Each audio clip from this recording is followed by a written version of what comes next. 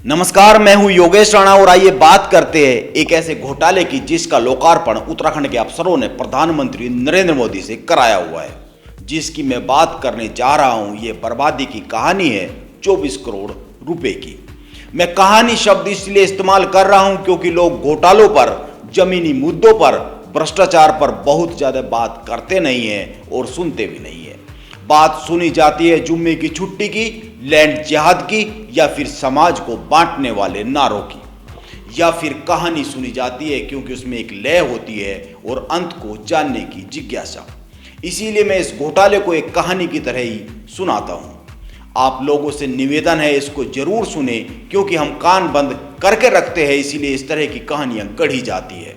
इसी कारण राजनीति बेशर्म होती है और अफसरशाही बेलगाम हो जाती है। यह कहानी है 24 करोड़ रुपए की बर्बादी की। जैसा कि मैंने कहा, बात शुरू होती है 2017 से। घोटाले की यह कहानी मां गंगा, प्रधानमंत्री नरेंद्र मोदी के एक बड़े सपने से भी जुड़ी हुई है। प्रधानमंत्री नरेंद्र मोदी ने मां गंगा को निर्मल अविरल बनाने के लिए बहुत सारे काम शुरू किए हैं। उनमें से एक काम यह शुरू किया गया है कि मां गंगा बहुत से शहरों से होकर गुजरती है और इन शहरों का सीवर और अन्य गंदगी सीधे गंगा में जा रही है। इसीलिए इन शहरों के सीवर के शोधन का काम शुरू किया गया ताकि दो लाभ हो सके।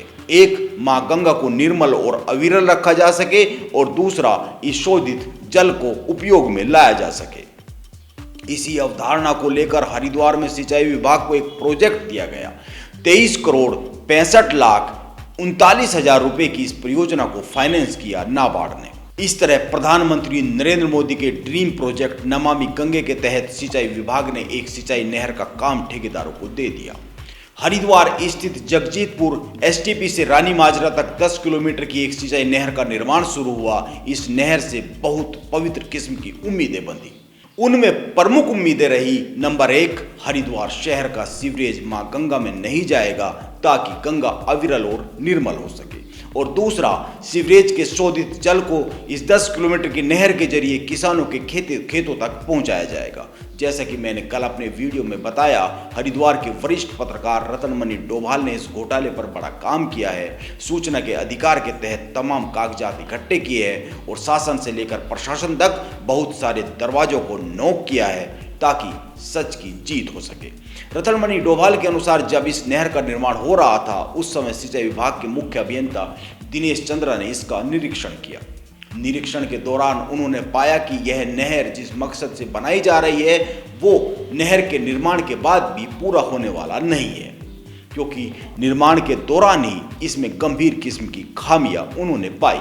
दिनेश चंद्रा ने 11 ऐसे बिंदु तैयार किए जो बताते थे कि यह एक बड़ा घोटाला है जिसकी नींव काम शुरू होने के साथ ही रखी जा चुकी है। उन्होंने 11 बिंदुओं की एक रिपोर्ट तैयार कर अधिशासी अभियंता को भेजी और इस काम को रोक देने के लिए कहा और विभाग से जवाब भी मांगा। उन्होंने इस 24 करोड़ रुपए से हो रहे इस काम को गैर तकनीकी और गैर लाभकारी बताया। इसके बाद भी काम रुका नहीं और नहर बन गई। इतना ही नहीं, सितंबर 2020 में प्रधानमंत्री नरेंद्र मोदी ने इस सिंचाई नहर का ऑनलाइन लोकार्पण भी कर दिया। प्रधानमंत्री ने उत्तराखंड की और भी बहुत सारी परियोजनाओं का लोकार्पण उस समय किया था, लेकिन ध्यान देने की बात यह है कि सितंबर 2020 में प्रधानमंत्री ने इसका लोकार्पण किया और इसी महीने यह नहर पूरी तरीके से ध्वस्त हो गई। 10 किलोमीटर की लंबी नहर 5 जगह से तो एकदम खत्म हो गई।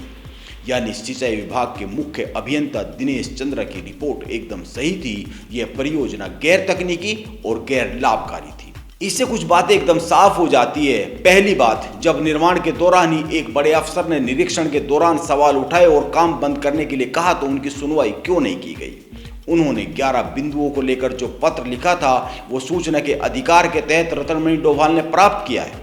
दूसरी बात, जब पहले से ही पता था कि यह काम गैर तकनीकी हो रहा है, इसकी तकनीक में बगैर इजाजत बड़े बदलाव किए गए हैं, तो फिर प्रधानमंत्री से इसका लोकार्पण क्यों कराया गया। एक तरह से साफ साफ कह सकते हैं कि प्रधानमंत्री के पूरे ऑफिस को अंधेरे में रखने का काम उत्तराखंड के संबंधित अफसरों ने किया है और राजनीति ने भी अफसरों का साथ दिया है। वरना ऐसा कैसे हो सकता है कि जिस परियोजना पर निर्माण के दौरान ही सवाल या निशान लगे उसको रोका ना जाए। जाहिर सी बात है, कहीं तो कुछ मिलीभगत रही होगी, कहीं तो किसी को लाभ की बात रही होगी।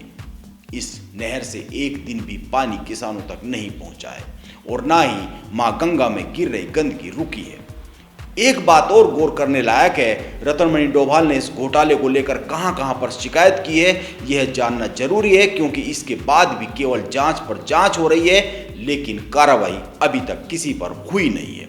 उन्होंने मुख्यमंत्री पुष्कर सिंह धामी को चिट्ठी लिखी, चीफ सेक्रेटरी को पत्र लिखा, नाबार्ड महाप्रबंधक को पत्र लिखा, वित्त सचिव को पत्र लिखा, सिंचाई सचिव को पत्र लिखा। इतना होने पर शासन ने 2 जांच समितियों का गठन कर दिया। इन समितियों की रिपोर्ट भी शासन को दिसंबर माह में सौंपी जा चुकी है, लेकिन कोई कार्रवाई नहीं हुई है।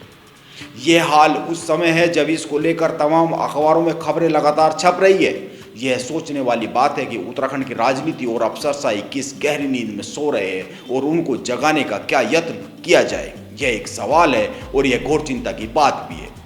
अंत में आप केवल इतना सोचिए, इस परियोजना से मां गंगा को अविरल और निर्मल रखने का प्रधानमंत्री का जनता से किया कमिटमेंट पूरा होना था। एक तरह से यह प्रधानमंत्री के कमिटमेंट के साथ धोखा तो है ही, जनता के पैसे की बर्बादी भी है। वरिष्ठ पत्रकार रतनमणि डोभाल ने और भी कई घोटालों से पर्दा उठाने का काम किया है। हम बीच बीच में इन पर बात करते रहेंगे ताकि बेशर्म राजनीति और बेलगाम अफसरशाही को चेताया जा सके, जगाने का एक प्रयास किया जा सके। नमस्कार, आप बने रहे मेरे साथ।